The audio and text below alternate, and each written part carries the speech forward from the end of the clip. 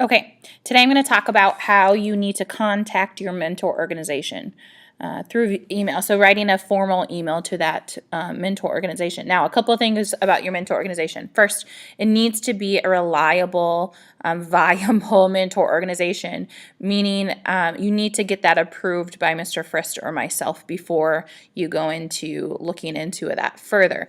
A couple of things about the mentor organization. It needs to be a nonprofit. So it needs to be not for profit.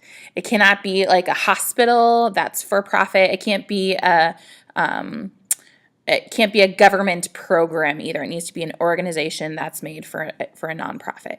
So once you find that and you've approved that with a teacher on what your mentor organization is, then you're going to look into contacting them.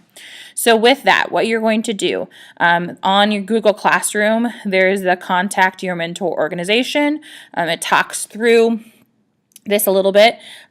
So you are going to open up you don't have to do this, but these are for your reference. So writing a formal email. So if you look at this kind of talks through it a little bit. First, you're going to make sure that you use your contact person. So each group has a contact person. That person needs to use their school email address to email them. Okay. You need to use a short and accurate subject header. So you need to, say, meeting on March 12th or, love to hear more about your organization or something like that. You can't use a huge long subject. Use a proper salutation, meaning that you call them Miss, Mr. or Doctor. You use to whom it may concern if you don't know a name of the person.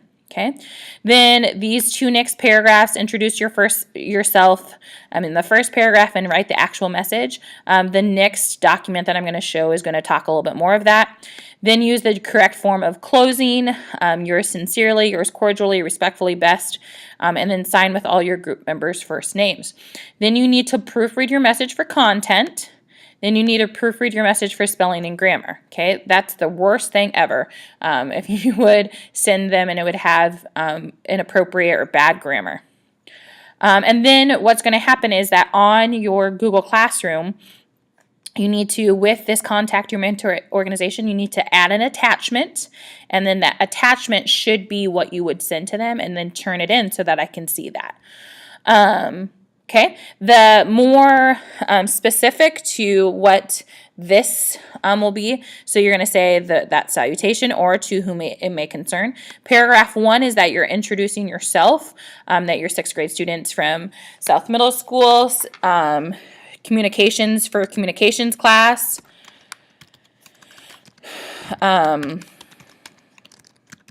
And then, if for communications class, we're doing this project where we create an organization to help change the world. You explain your organization and what that organization does. Okay, so again, this is not word for word what you need to use.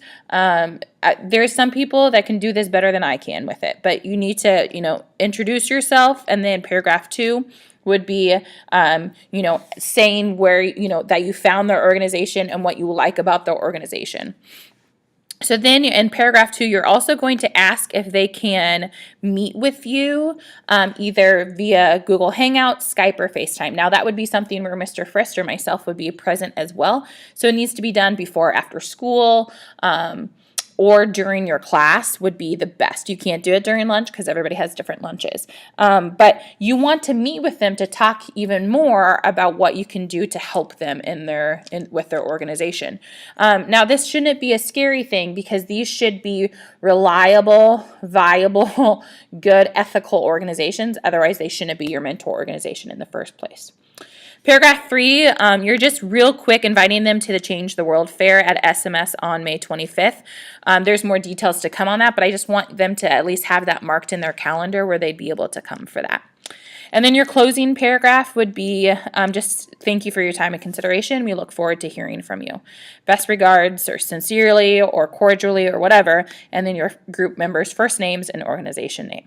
Okay, so with that, there's another on this assignment. There is an example here that you can look at. This is from a couple years ago, but the same concept exists. So this needs to be done. Again, you need to approve these things with a teacher before you do them, but this is a really vital aspect of what you're going to do, because whatever your mentor organization is doing, you need to add on to that. Any questions or comments or concerns, moral dilemmas, please ask Mr. Frist or myself with those.